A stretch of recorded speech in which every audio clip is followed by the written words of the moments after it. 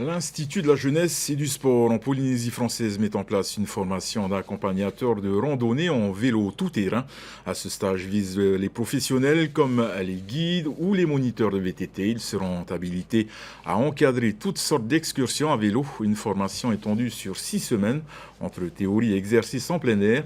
Oriano Tefou et Andy Ebb ont rejoint les stagiaires sur les hauteurs de Marinarama Regardi. Alors, garde seulement la même vitesse, regarde loin devant, Mets-toi derrière, t'as vu?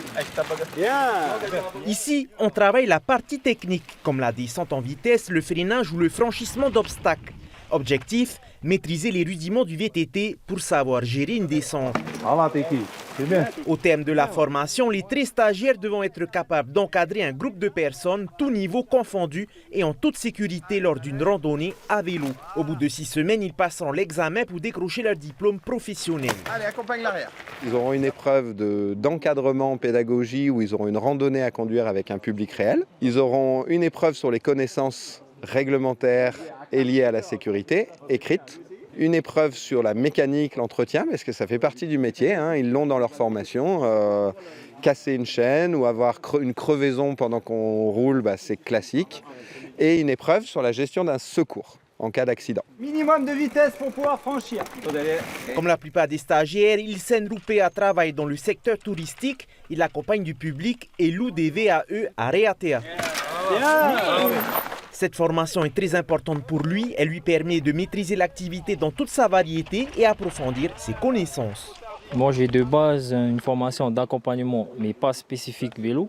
Donc là, ça nous permet d'avoir une formation spécifique, que ce soit mécanique, tout quoi, sécurité plus approfondie quoi. Pour pouvoir travailler dans le sport en Polynésie, on est obligé d'avoir un diplôme professionnel qui permette l'encadrement de l'activité et de garantir la sécurité.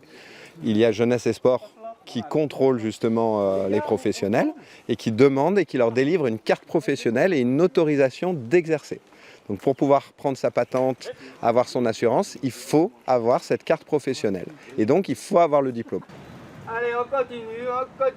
Quelques jours après, première mise en situation pour nos stagiaires. Ils doivent gérer un groupe d'enfants et leur apprendre les fondamentaux pour rouler en toute sécurité.